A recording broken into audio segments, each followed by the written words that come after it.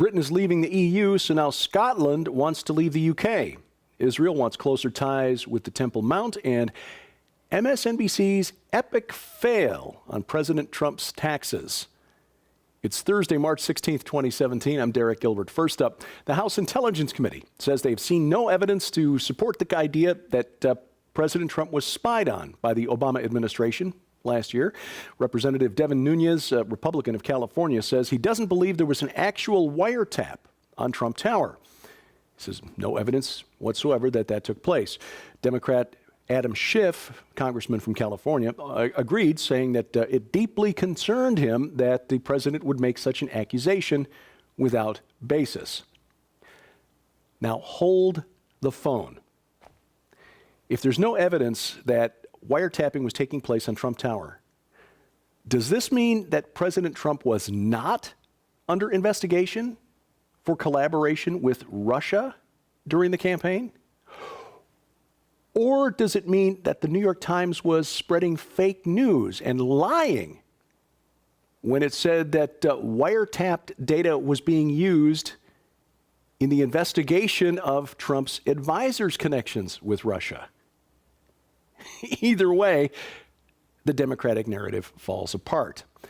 Now, having said that, Judge Andrew Napolitano on Fox and Friends Wednesday morning said that he'd been told that 3 separate intelligence sources believe that the Obama administration did, in fact, wiretap President Trump's campaign, but did it in a way to avoid being directly involved.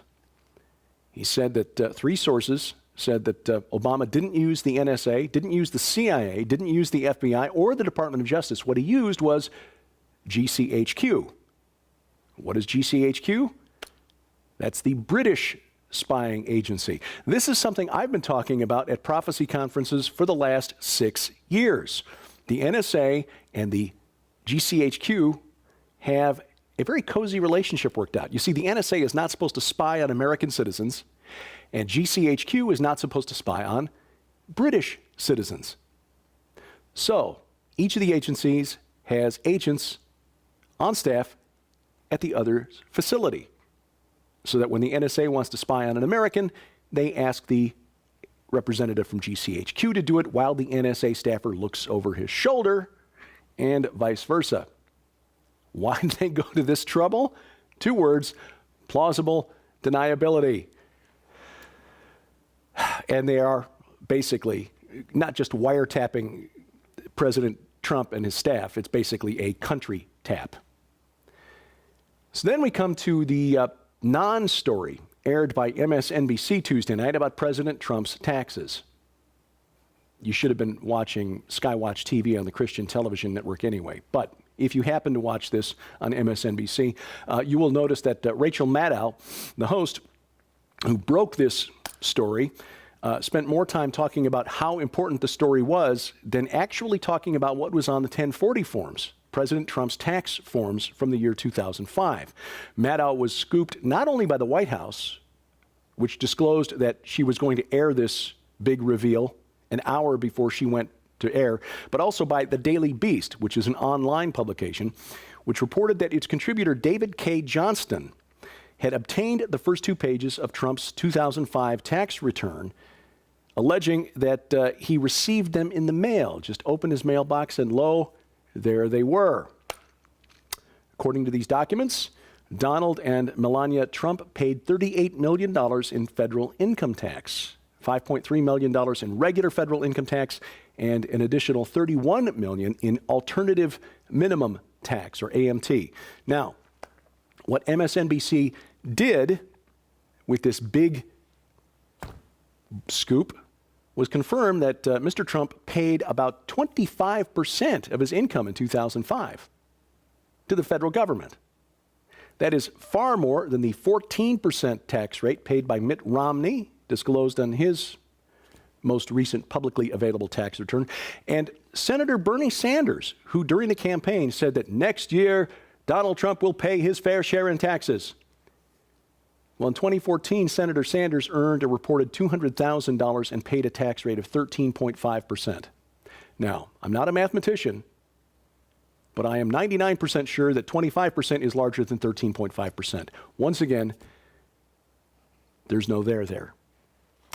Oh, and by the way, all the allegations about President Trump's collaboration with the Russians, being a Russian stooge, it is now believed that Hillary Clinton's advisors met with Russian Ambassador Sergei Kislyak during the 2016 presidential campaign.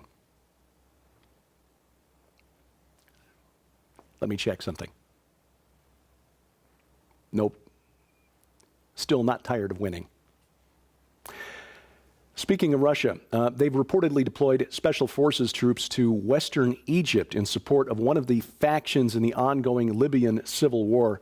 The first report of this deployment came March 14th from Reuters news agency, citing diplomatic sources in the U.S. and Egypt. These officials claim that the Russian deployment is probably in support of Caliph Haftar. He is a Libyan militia commander whose forces were attacked March 3rd by the Benghazi defense brigades on oil ports that he controls. Now, the Benghazi defense brigades are part of a group of Islamist militias allied with one another against Haftar, who commands the armed forces that are loyal to the internationally recognized government of Libya, which is a government really in name only because they don't really control much inside Libya. U.S. officials said that they had observed what they believed to be Russian special forces and drones about 60 miles from the Libyan side of the Egypt-Libya border. At least 31 people were killed and another 60 wounded when a powerful explosion Wednesday rocked the Palace of Justice in Damascus, Syria. According to Syrian state television, an explosive device was activated in the building's lobby. The Al Watan newspaper reported that the blast was caused by a suicide bomber. Police tried to stop him. Apparently, he broke through their cordon and got into the building where he detonated the device. No group has yet claimed responsibility for the blast. This explosion took place 4 days after a deadly twin suicide blast in Damascus. The Jubilee for Jerusalem is approaching, and the Israeli parliament, the Knesset, has for the first time proposed establishing a government body focused on strengthening the connection between the Jewish state and the Temple Mount, Mount Zion. Palestinian politicians are not pleased. They thought that recent efforts by the United Nations to erase the Jewish connection had been successful. Culture Minister Miri Regev and Jerusalem Minister Ze'ev Elkin proposed a new foundation to promote the Jewish connection to the Temple Mount. It would get an annual budget of about $550,000. This would be added to the already existing Western Wall Heritage Fund and establishing a new organization called the Temple Mount Heritage Foundation. It was 50 years ago, the summer of 1967, that the IDF conquered the city in its entirety during the 1967 Six-Day War. Spain warned Scotland on Tuesday that it would be at the back of the queue, back of the line for us Americans, for EU membership if it votes for independence. Foreign Minister Alfonso Dastis said Spain would do nothing to encourage secession in other countries. The Spanish government has a long problem with its Catalonia region, wants to break away. Scottish First Minister Nicola Sturgeon has unveiled plans for a repeat of the 2014 independence referendum. Scots would like to stay in the EU, while the UK as a whole has voted to leave the so-called Brexit vote that took place last year. Scotland has already been warned that if it leaves Britain, it will also leave the EU and have to reapply as a new member. All new members since 1999 have been obligated to adopt the euro as its official currency. Coming up, dissent in the ranks of the Southern Baptist Convention. That's straight ahead on SkyWatchTV. You've been fighting in a war against an enemy you've been told doesn't even exist. SkyWatchTV wants to change that to prepare you for the battles ahead. Beginning March 7th, exclusively from SkyWatchTV, the Cosmic War Collection finally arrives. Featuring 3 groundbreaking books, a 5-hour DVD, and a 7-hour audio series showing you how real the supernatural War of Kingdoms actually is. Reversing Hermon by acclaimed Bible and ancient language scholar Dr. Michael S. Heiser, and The Great Inception by SkyWatchTV's Derek P. Gilbert. You'll learn how Christ's full mission has been misunderstood for 2,000 years. Not only did he come to shed his blood to redeem mankind, Jesus was on a mission to reverse the sin of the angelic watchers who descended on Mount Hermon. You'll also discover how Bible stories you've known since childhood were literal battles in the spirit realm between God and the gods who rebelled. When you order the Cosmic War Collection from SkyWatch TV, you'll receive Reversing Hermon by Dr. Michael S. Heiser, The Great Inception by Derek P. Gilbert, a new, exclusive, never-before-offered deluxe hardcover collector's edition of the Book of Enoch, The Real Clash of the Titans DVD, a special, never-before-released video compilation with 5 hours of teaching on the long war between God and the gods, and The Unseen Adversary, a brand new audio series on MP3 disc with 7 hours of Derek P. Gilbert interviewing Dr. Michael Heiser on the Watchers, UFOs, and the Great Cosmic Rebellion of Satanic Forces. A value of more than $100, yours for just $29.95. The Cosmic War Collection, available beginning March 7th only from SkyWatch TV. Know your enemy. Order the Cosmic War Collection beginning March 7th by calling 844-750-4985 or log on to skywatchtvstore.com.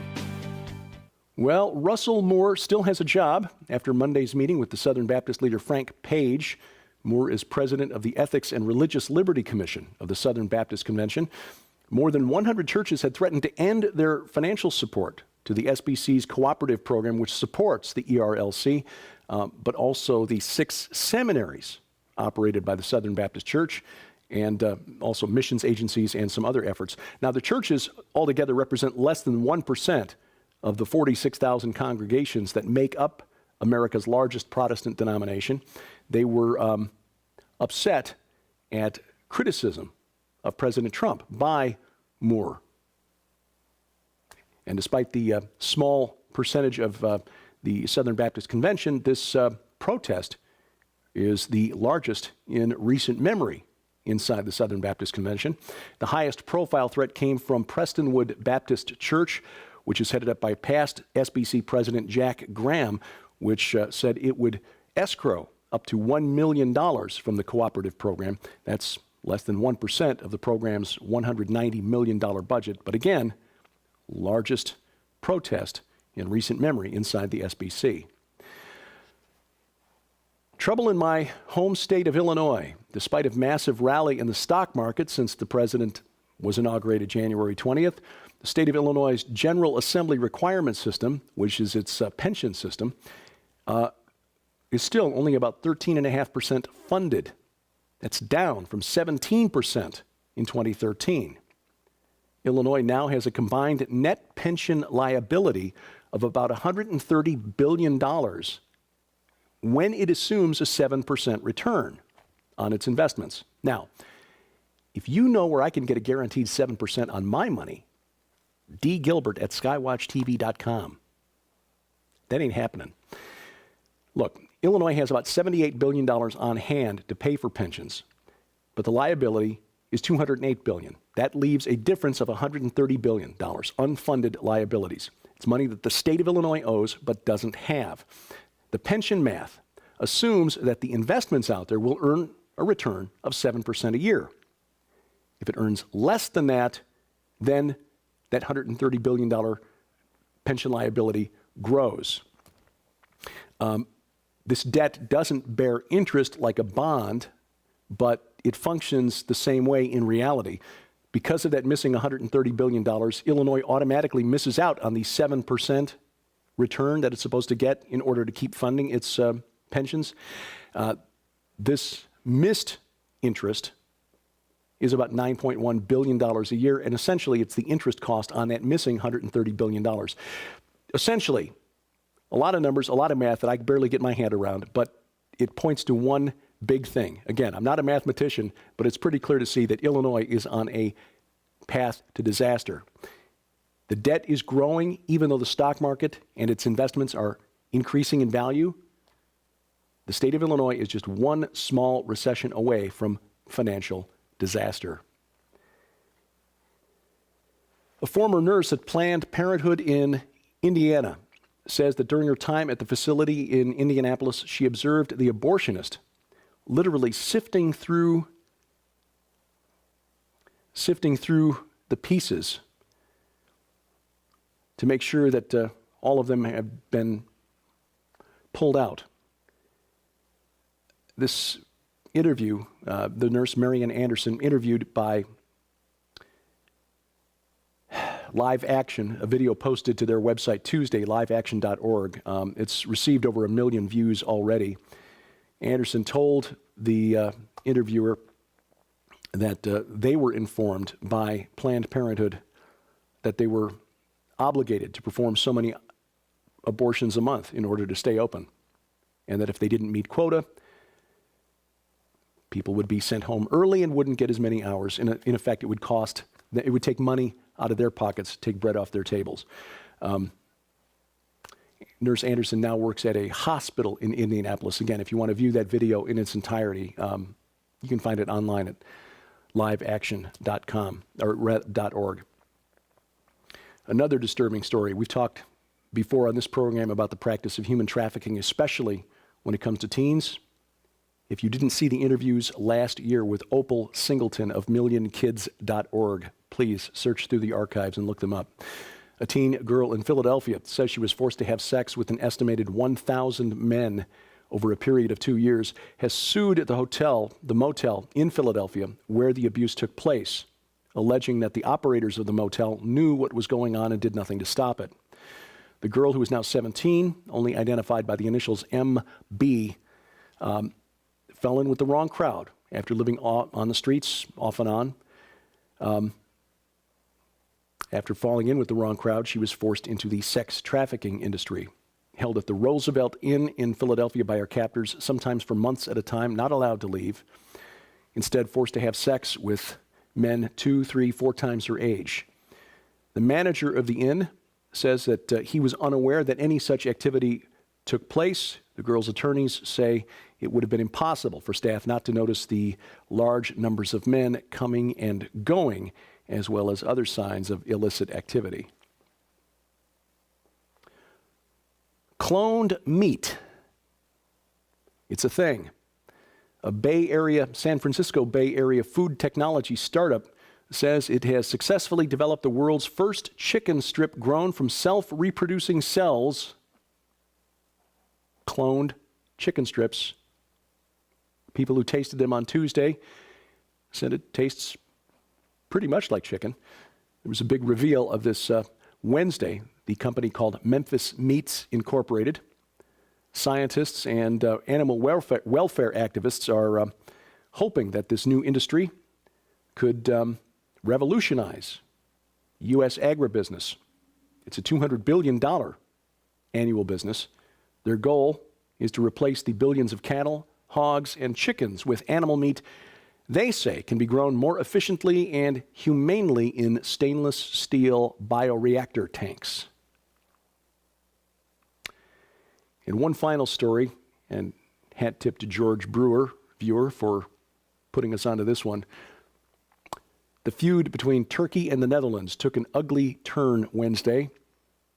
Turkey's Red Meat Association has ordered a consignment of prize Dutch cattle back to the Netherlands, saying it no longer wants them due to the diplomatic crisis between the two countries we told you about yesterday. Bülent Tunk, head of the Turkish Association of Red Meat Producers, told media there that a symbolic consignment of 40 Holstein cattle already being sent back to the Netherlands. The Dutch Holstein cows, his words, have become very common in our country, but this breed is starting to cause serious problems.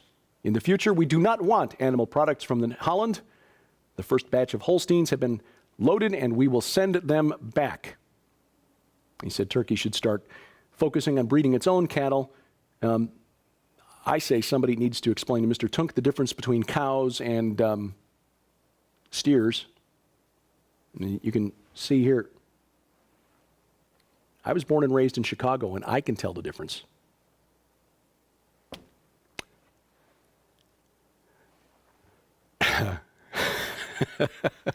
Anyway, if you're planning and thinking about attending the Hear the Watchman conference in Dallas, March 31st through April 2nd, please act soon.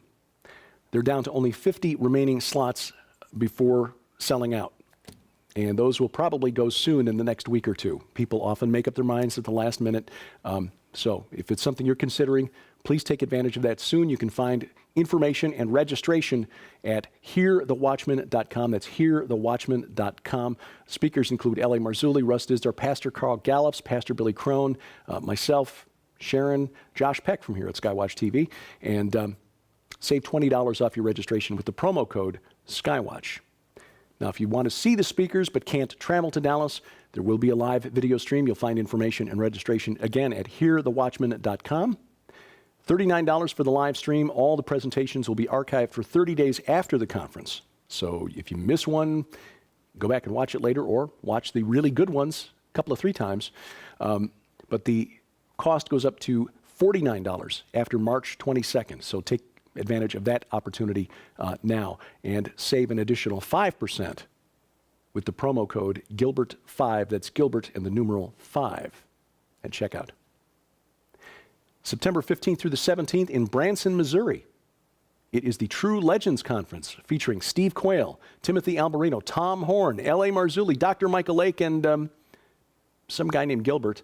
That'll be at the Mansion Theater in Branson, September 15th through the 17th. For more information and to register, log on to gen6conferences.com. That's Gen6, spelled out, S-I-X, conferences.com.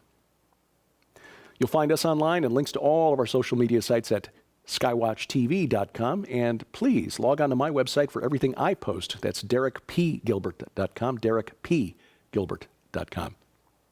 Thank you for watching as we keep watch. Tomorrow, my best friend joins me for Sci Friday.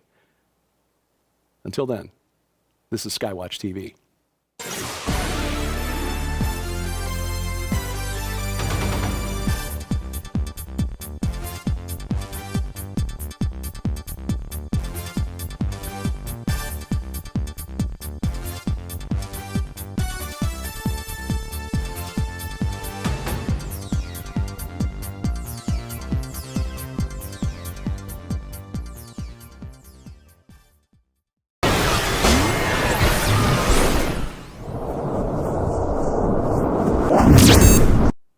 Britain is leaving the EU, so now Scotland wants to leave the UK. Israel wants closer ties with the Temple Mount, and MSNBC's epic fail on President Trump's taxes. It's Thursday, March 16th, 2017. I'm Derek Gilbert. First up, the House Intelligence Committee says they've seen no evidence to support the idea that President Trump was spied on by the Obama administration last year. Representative Devin Nunes, a Republican of California, says he doesn't believe there was an actual wiretap on Trump Tower. He says no evidence whatsoever that took place. Democrat Adam Schiff, congressman from California, a country tap. So then we come to the non-story aired by MSNBC Tuesday night about President Trump's taxes.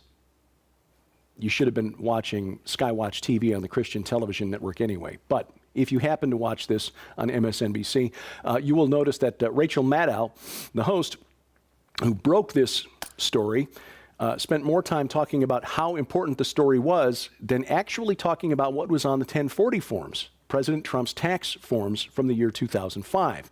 Maddow was scooped not only by the White House, which disclosed that she was going to air this big reveal an hour before she went to air, but also by the Daily Beast, which is an online publication, and the GCHQ have a very cozy relationship worked out. You see, the NSA is not supposed to spy on American citizens, and GCHQ is not supposed to spy on British citizens.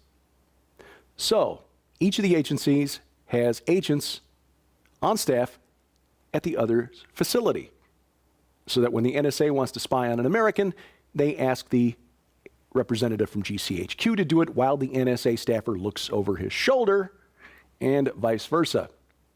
Why did they go to this trouble?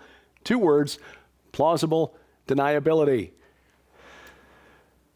And they are basically not just wiretapping President Trump and his staff, it's basically narrative falls apart. Now, having said that, Judge Andrew Napolitano on Fox and Friends Wednesday morning said that he'd been told that 3 separate intelligence sources believe that the Obama administration did, in fact, wiretap President Trump's campaign, but did it in a way to avoid being directly involved. He said that 3 sources said that Obama didn't use the NSA, didn't use the CIA, didn't use the FBI or the Department of Justice. What he used was GCHQ. What is GCHQ? That's the British spying agency. This is something I've been talking about at prophecy conferences for the last 6 years. The NSA agreed, saying that it deeply concerned him that the president would make such an accusation without basis. Now hold the phone. If there's no evidence that wiretapping was taking place on Trump Tower, does this mean that President Trump was not under investigation for collaboration with Russia during the campaign? Or does it mean that the New York Times was spreading fake news and lying when it said that wiretapped data was being used in the investigation of Trump's advisors' connections with Russia? Either way, the Democratic